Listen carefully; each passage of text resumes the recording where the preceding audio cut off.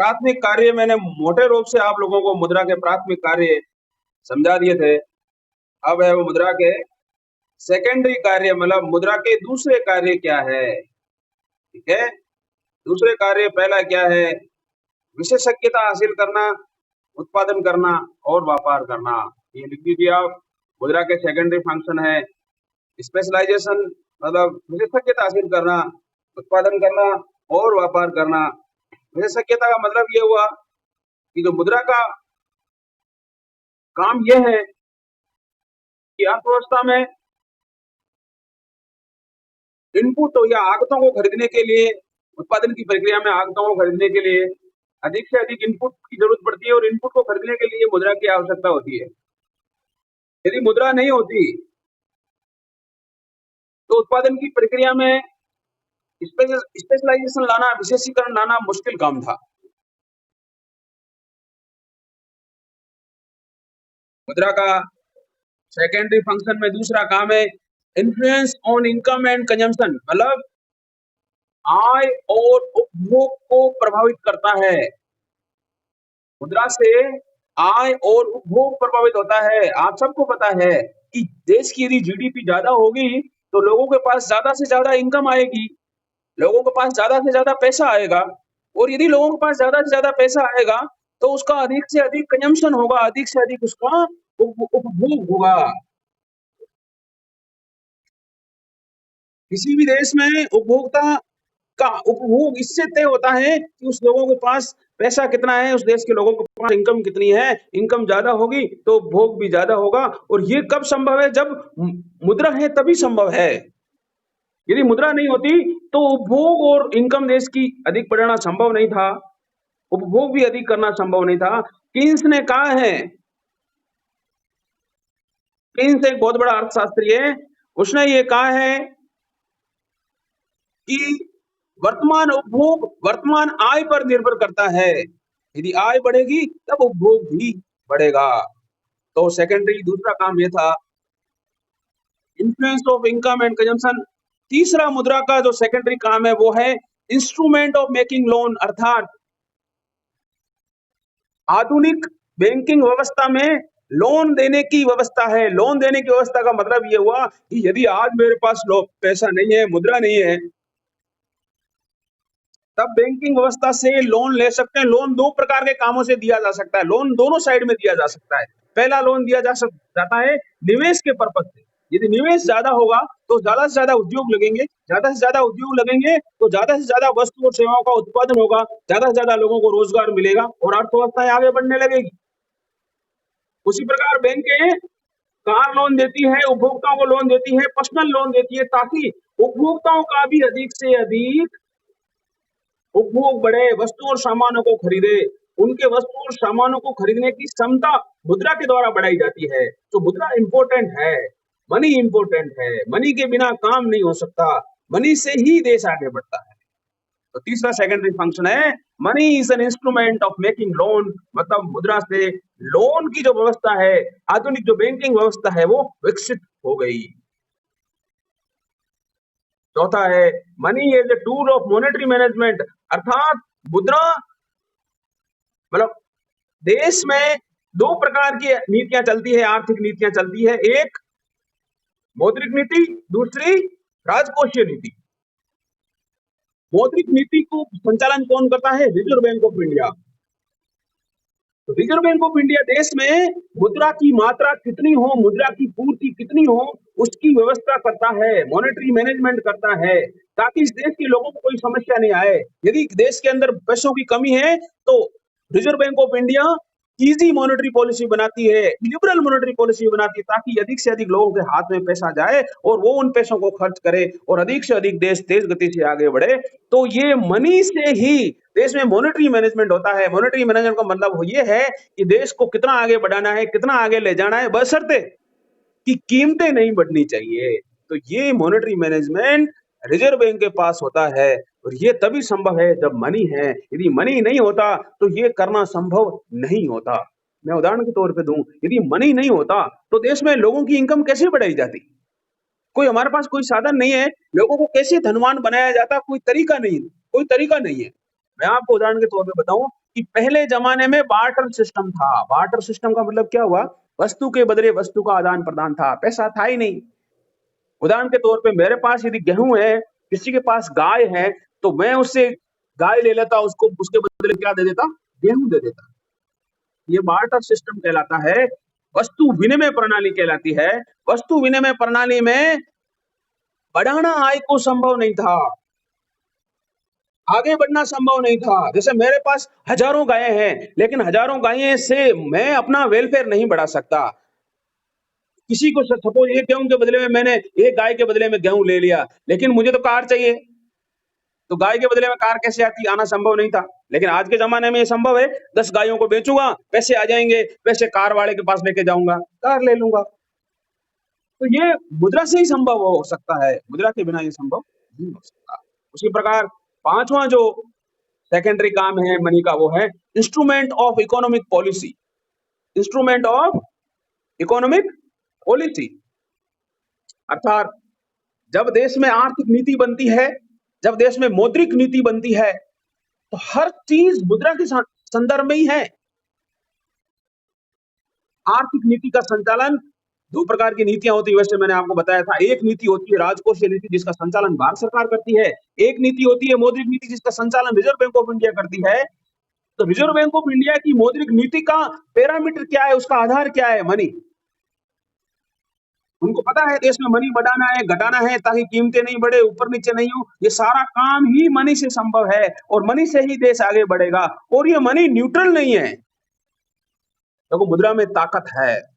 यदि किसी कोई गरीब को पैसा दे दिया जाए तो वो सामान खरीदेगा, सामान खरीदेगा तो वो अपनी भूख मिटाएगा, उसका वेलफेयर बढ़ेगा, उसका यूटिलिटी बढ़ेगी, उसकी उपयोगिता बढ़ेगी, उसका कल्याण बढ़ेगा, वो खुश हो जाएगा। इसका मतलब क्या है? मनी में ताकत है कि लोगों को आगे बढ़ा दे, मनी में ताकत है कि लोगों की उपयोगिता बढ़ा दे। तो मौद्रिक नीति का आधार क्या है, इंस्ट्रूमेंट टूल क्या है? मनी है। तो ये मनी के काम है, सेकेंडरी काम है मनी के 5। इसके अलावा आप आगे आइए, मैंने आपको बताया था मुद्रा के मोटे रूप से 3 काम है। प्राइमरी फंक्शन मुद्रा के प्राथमिक कार्य, सेकेंडरी फंक्शन मुद्रा के द्वितीयक कार्य। द्वितीयक कार्य 5 है, वो मैंने आपको एक्सप्लेन कर दिया। फिर है मुद्रा के तीसरे प्रकार के जो कार्य हैं, मुद्रा के जो तीसरे प्रकार के जो कार्य हैं, वो है contingent function of money. Contingent function of money का मतलब है मुद्रा के आकस्मिक कार्य।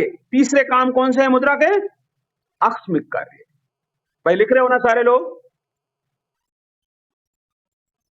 तो मुद्रा के आकस्मिक कार्य कंटिंजेंट फंक्शन। कंटिंजेंट फंक्शन कौन से हैं? डिस्ट्रीब्यूशन ऑफ नेशनल इनकम, मतलब आय का बंटवारा। आपको पता है कोई देश में मुकेश अंबानी है, बहुत अमीर है, बहुत पैसा उसके पास, सरकार क्या करती है? उससे टैक्स लेती है और गरीब लोगों को देती है। तो ये बंटवारा ऐसे तो संभव नहीं था। सपोज मुकेश अंबानी के पास मान लो 1000 ट्रक गेहूं है। मुकेश अंबानी अमीर है, 1000 ट्रक गेहूं है, तो क्या सरकार वो गेहूं सरकार कैसे तो वहां से लेके आती और कैसे गरीबों तक पहुंचाती? संभव ही नहीं था। लेकिन आय है, इनकम है, पैसा है, तो संभव है। मुकेश अंबानी पे सरकार टैक्स लगाएगी और किसी गरीब आदमी के घर पे पैसा दे देगी, वो उन पैसों को बाजार में जाएगा और गेहूं वहां से तुरंत खरीद लेगा। इस पूरी प्रक्रिया में 2 मिनट लगते हैं। तो ये तब मुद्रा है, तभी संभव है। तो इसलिए क्या है कि राष्ट्रीय आय का बंटवारा, अमीर से सरकार टैक्स लेती है, गरीब को देती है, देश का कल्याण बढ़ता है, गरीब का भला होता है, कोई भूख से नहीं मरे। ये तभी संभव है जब मुद्रा है, और मुद्रा का ये कार्य सरकार इसे करती है कि अमीर से लेके और गरीब को देती है, अर्थात आय का बंटवारा करती है। कई ऐसे उदाहरण है, मैंने आपको बताया है कि आप अपनी कॉलेज है, अपनी कॉलेज वैसे तो बनती नहीं, अपनी कॉलेज अपन फीस तो 5000 रुपए देते हैं, लेकिन एक साल में इस कॉलेज में एक विद्यार्थी पे खर्चा 2 लाख रुपए आता है। बाकी पैसा कहां से आता है भाई? सरकार अमीरों से टैक्स लेके कॉलेज बनाती है और उसका संचालन करती है। ये आय का बंटवारा करती है, आय का वापस वितरण करती है सरकार, कि देश का भला हो, गरीबों का भला हो, युवाओं का भला हो, युवा पढ़े लिखे आगे बढ़े। ये तभी संभव है जब मुद्रा है, तो ये मुद्रा का काम है। उसी प्रकार अन्य आकस्मिक कार्य मुद्रा का दूसरा है, वो है basic of credit system in the banks. Banks तो ज्यादा पुराने नहीं है, आधुनिक बैंक्स जो है वो ज्यादा पुराने नहीं है। बैंक का काम क्या है? क्रेडिट सिस्टम का मतलब क्या है? साख की प्रक्रिया। बैंक क्या करती है? साख निर्माण करती है। साख निर्माण कैसे करती है? सपोज मैंने 100 रुपए बैंक में जमा करवाए, तो बैंक क्या करेगी? उसका कुछ पैसे 5 रुपए रख लेगी और 95 रुपीज का लोन दे देगी, उसको चेक दे देगी। ठीक है, वो 95 रुपए कोई और व्यक्ति वापस बैंक के अंदर जैसे ही चेक डालेगा, तो बैंक क्या करती है? वो 95 रुपए में से वापस 5 रुपए रख लेती है और 80 रुपए का फिर लोन दे देती है। तो इस प्रक्रिया को साख निर्माण करते हैं। बैंक क्या करती है? जो शुरुआत में जो लोग जमा करवाते हैं उसका एक चैनल बनाती है। चैनल के द्वारा यदि 100 रुपए जमा करवाएंगे तो बैंक क्या करती है? उसका हजारों रुपए में कन्वर्ट कर देती है। इस प्रक्रिया को क्या बोलते हैं? साख निर्माण बोलते हैं। साख निर्माण का मतलब ये होता कि बैंक अपने प्रारंभिक जमा से कई गुना जमा का निर्माण करती है, उसको साख निर्माण कहते हैं। साख निर्माण की प्रक्रिया चलती रहती है। बैंक लोन देती है। जब बैंक लोन देती है तो अपन से उनसे थोड़ा ज्यादा ब्याज लेती है, अपन जब जमा करवाएंगे थोड़ा सा कम मिलेगा। उसके बीच का जो फर्क होता है, मार्जिन होता है, जिसको कहते हैं मार्जिन ऑफ इंटरेस्ट रेट, वो बैंकों को फायदा होता है, बैंकों का लाभ होता है। इस प्रक्रिया को अपनाते हुए बैंकें साख निर्माण करती है। साख निर्माण के द्वारा बैंकें पूरी अर्थव्यवस्था में ग्रीसिंग का काम करती है, हर जगह पैसा पहुंचे, इस प्रकार की व्यवस्था बैंकें करती है। तो ये काम किसका है? मुद्रा। जब मुद्रा नहीं है, मुद्रा है तभी संभव है। उदाहरण के तौर पे अपन और मान लें कि सपोज मुकेश अंबानी के पास 1000 गायें हैं, तो गायों से कैसे गायें बनती? मतलब संभव ही नहीं था। एक गाय से हजारों गायें बनना तुरंत संभव नहीं था। लेकिन मुद्रा है तब सब संभव है। तो इसलिए मुद्रा का जो सेकेंडरी फंक्शन है वो क्या है? मुद्रा का जो कंटिजेंट दूसरा काम है वो क्या है? साख, बैंकों द्वारा साख निर्माण। मुद्रा है तभी संभव है। उसी प्रकार अन्य कंटिजेंट फंक्शन है measure of marginal productivity. Measurement of marginal productivity. Marginal productivity का मतलब है सीमांत उत्पादन। सीमांत उत्पादन का मतलब यह है कि सपोज मैं सपोज 1 घंटा यहाँ काम करता हूँ, तो 1 घंटे के बदले में मुझे कितने रुपए मिलते हैं? सपोज 2000 रुपए मिलते हैं। तो ये क्या हुई? मेरी सीमांत उत्पादकता हुई। लेकिन अगला 1 घंटा और काम करूंगा तो मैं 2000 रुपए का उत्पादन नहीं कर पाऊंगा। आप लेबर का उदाहरण को समझिए। एक लेबर, एक श्रमिक पहला जो घंटा काम करता है वो तेज गति से करता है, उसकी क्षमता रहती है, वो खा पी के आता है, तो वो उत्पादन सपोज 100 रुपए के करता है। लेकिन अगले 1 घंटे में वो जो उत्पादन करेगा ना, वो 100 रुपए के बराबर नहीं करेगा, क्योंकि वो कम हो जाता है। आपको सबको पता है सीमांत उत्पादकता हमेशा घटती जाती है। ये कितनी घटी, ये हम कैसे मेजरमेंट करते हैं? रुपयों के संदर्भ में मेजरमेंट करते हैं। कैसे करते हैं? कि भाई पहले 1 घंटे 100 रुपए का काम किया, दूसरे 1 घंटे में 80 रुपए का काम किया, तीसरे 1 घंटे में 50 रुपए का काम किया। तो सीमांत उत्पादकता कितनी है ये मुद्रा के संबंध में ही जाना जाता है। मुद्रा से ही पता लगाया जाता है कि इसकी सीमांत उत्पादकता कितनी है। इसलिए मुद्रा का कार्य है सीमांत उत्पादकता का मापना, उसको मापना कि इसकी सीमांत उत्पादकता कितनी है। सीमांत उत्पादकता हमेशा साधन की होती है, संसाधनों की होती है। साधन और संसाधनों की सीमांत उत्पादकता ज्ञात करने के लिए मुद्रा बहुत महत्वपूर्ण है। अगला कंटिजेंट काम है वो है लिक्विडिटी ऑफ प्रॉपर्टी, अर्थात संपत्ति की तरलता। संपत्ति की तरलता का मतलब ये है कि उसको नकद के रूप में, सपोज आपके पास 5000 की गाय है, अब गाय को बेच दोगे, 5000 रुपए कैश अपने जेब में डाल के घूमोगे आराम से। तो इसका मतलब क्या हुआ? वो 5000 रुपए जो संपत्ति है वो क्या लिक्विड है, मतलब नकद है आपके पास और जेब में पड़ी हुई है। संपत्ति तो जेब में नहीं डाल सकते, गाय को तो जेब में भाई नहीं डाल सकते। आपके पास जमीन का टुकड़ा है, जमीन पड़ा हुआ है, 50 लाख की जमीन है, जमीन 50 लाख की है, बिल्कुल सही है, लेकिन क्या उसको जेब में डाल के घूम सकते हो? नहीं।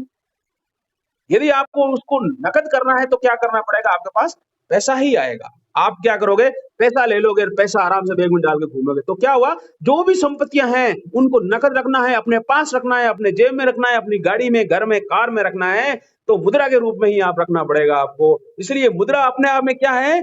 सभी संपत्तियों का लिक्विड फॉर्म में, अर्थात तरल है, नकद है। तो ये इस प्रकार मुद्रा के सभी काम है, मैंने आपको समझा दिए।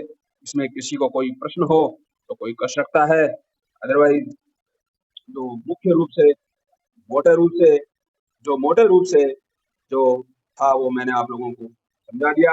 अब मैं वापस है वो गूगल मीट पे वापस स्क्रीन पे आता हूँ आपके, और देखता हूँ कितने बच्चे आज आए हैं, और किसी को कोई बात हो तो जरूर बताएं। तो ये 16 हो गए हैं। सुभाष, ये करना 16 लोगों की 16 हो गए हैं, और जिन्होंने प्रयास किया या जुड़े नहीं, जो भी हो, मुझे एक बार जरूर भेजना। बाकी 16 लोग हैं, आप रेगुलर रहिए। सभी से अनुरोध है कि आप रेगुलर रहो, अपना नोट्स बढ़ाते रहें, मुख्य पॉइंट आप लिखते रहें। यदि आप चाह रहे हैं कि नहीं धीरे बोलूं तो मैं धीरे भी बोल लूंगा, कोई दिक्कत नहीं है। और 20 मिनट से ज्यादा अपन बोलने का काम 20 मिनट से ज्यादा नहीं रखेंगे, क्योंकि इससे क्या होता है, फिर क्या बोरिंग आ जाती है, ठीक है ना। तो आप लोग, मैं देख लेता हूँ कौन कौन आया है। चीना के डीसी कौन है भाई? डीसी पिछली बार भी अपना माइक ऑन करो। डीसी चीना, माइक ऑन करो अपना। ठीक है, ये कुंदन, ओके ठीक है। जया हो गया, कमलेश प्रजापत हो गया। खेमराज कौन है भाई? खेमराज थोड़ा सा एक बार अपना ऑन करो भाई, वीडियो ऑन करो खेमराज, अपना वीडियो भी दिखाओ खेमराज।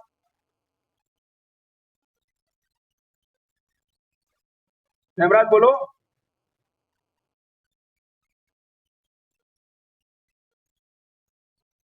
कुंदन, कुंदन